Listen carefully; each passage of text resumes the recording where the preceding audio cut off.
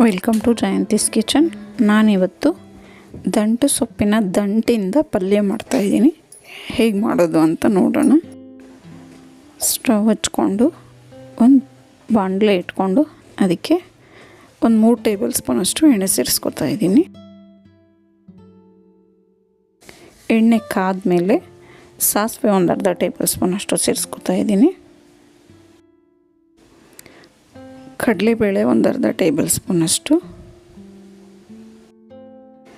ಕಡಲೆಬೇಳೆ ಫ್ರೈ ಆದಮೇಲೆ ನಾನು ಸಣ್ಣಗೆ ಹಚ್ಕೊಂಡಿದ್ದೀನಿ ಈರುಳ್ಳಿ, ಒಂದು ಈರುಳ್ಳಿಯಷ್ಟು ಸೇರಿಸ್ಕೊತಾ ಇದ್ದೀನಿ. ಈರುಳ್ಳಿ ಎಲ್ಲ ಸೇರಿಸ್ಕೊಂಡಾದ್ಮೇಲೆ ಇದನ್ನು ಒಂದು ಸ್ವಲ್ಪ ಫ್ರೈ ಮಾಡ್ಕೊಬೇಕು.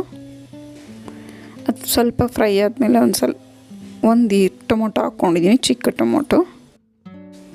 ಇದನ್ನು ಎಲ್ಲ ಫ್ರೈ ಮಾಡಿಕೊಂಡು ಈರುಳ್ಳಿ ಎಲ್ಲ ಚೆನ್ನಾಗಿ ಫ್ರೈ ಆದಮೇಲೆ ನಾನು ಸಣ್ಣಗೆ ಕಟ್ ಮಾಡ್ಕೊಂಡಿರೋಂಥ ದಂಟು ಸೊಪ್ಪಿನ ದಂಟು ನೀಟಾಗಿ ತೊಳೆದು ಸೇರಿಸ್ಕೊತಾ ಇದ್ದೀನಿ.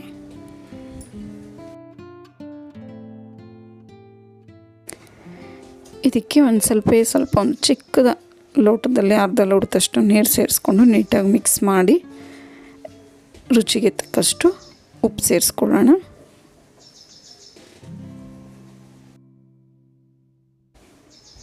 ಈಗ ಇದನ್ನು ಒಂದು ಪ್ಲೇಟಿಂದ ಮುಚ್ಚಿ ಬೇಯಿಸ್ಕೊಳ್ಳೋಣ. ಇದೊಂದು ಸ್ವಲ್ಪ ಬೆಂದಿದೆ, ಮುಕ್ಕಾಲು ಭಾಗದಷ್ಟು ಬೆಂದಿದೆ. ಈಗ ಇದಕ್ಕೆ ಕಾಯಿ ತುರಿ ಸೇರಿಸ್ಕೊತಾ ಇದ್ದೀನಿ, 1-2 ಟೇಬಲ್ ಸ್ಪೂನಷ್ಟು.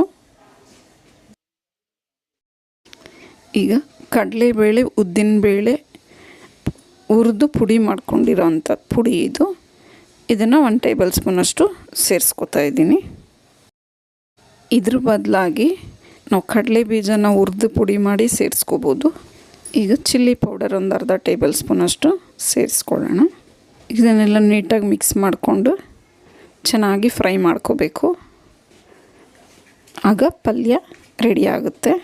ಇದಕ್ಕೆ ಉದ್ದಿನಬೇಳೆ, ಕಡಲೆಬೇಳೆ ಹುರಿದು ಪುಡಿ ಮಾಡಿಟ್ಕೊಂಡಿರೋಂಥ ಪುಡಿ ಸೇರಿಸಿರೋದ್ರಿಂದ ಇದು ತುಂಬ ಟೇಸ್ಟಿಯಾಗಿ ಬರುತ್ತೆ.